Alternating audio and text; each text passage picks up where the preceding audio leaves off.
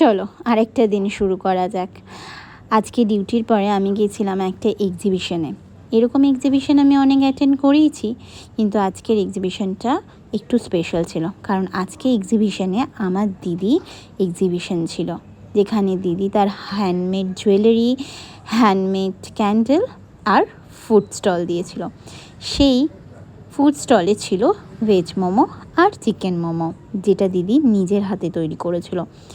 Veg মোমোটা ছিল, কিন্তু চিকেন মোমোটা এতটাই টেস্টি ছিল যে নিমিষের মধ্যে শেষ হয়ে গেছিল। দেখো, চলো একটু ঘুরে দেখি পুরো এক্সিবিশনটা।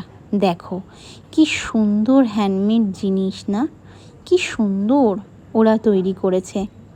পুজোর আগে তুমি যদি এরকম কোনো এক্সিবিশনে যাও, তাহলে তোমার সব টাকাই এই জুয়েলারি কিনে শেষ হয়ে যাবে।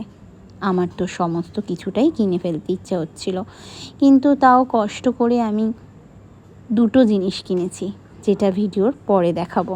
একটা হার আর একটা কানের দুল। এই দেখো, দিদি লাড্ডু দিচ্ছে। না না, লাড্ডু না, এটা হচ্ছে হ্যান্ডমেড ক্যান্ডেল, যেটা দেখতে পুরো লাড্ডুর মতো মনে হচ্ছে না, যে প্যাকেটে করে মিষ্টির দোকান থেকে দিদি লাড্ডু কিনে এনে দিচ্ছে। দেখো কি সুন্দর ক্যান্ডেলটা, পুরো লাড্ডু। আর মোদকও ছিল, মানে মোদকের মতো দেখতেও ক্যান্ডেল ছিল। তারপরে এই দেখো, এগুলো হচ্ছে ঘর সাজানোর জিনিস।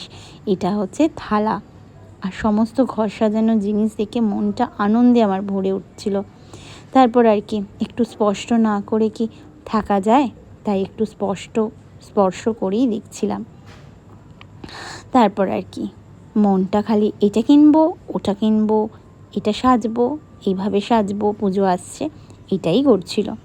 এই দেখো কি সুন্দর গণেশটা না, এই গণেশটা যদি তুমি ঘরের সামনে রাখো, মানে ঘরের দরজার সামনে, কত সুন্দর লাগবে।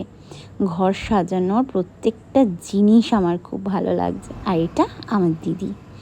আর কি, আমি ছবি তুলছি আর দিদি তার কাস্টমারের সাথে কথা বলছে। তারপরে যে বলেছিলাম দুটো জিনিস কিনেছি, তার মধ্যে এইটা একটা, এইটা এই হারটা পরে একবার দেখাবো যে কেমন লাগে। তারপরে এই দেখো, দিদি কি সুন্দর করে যত্ন করে খাবার দিচ্ছে। আর কি, যখন কেউ তোমার খাবার ভালো বলে, খেয়ে ভালো বলে, কখন কত ভালো লাগে। যদিও খাবারটা দিদি বানিয়েছিল, কিন্তু আমার বেশ শুনতে ভালোই লাগছিল। এগুলো হলো রেপ্লিকা কানের দুল। যদি কিছু পছন্দ হয় আমাকে ইনবক্স করো।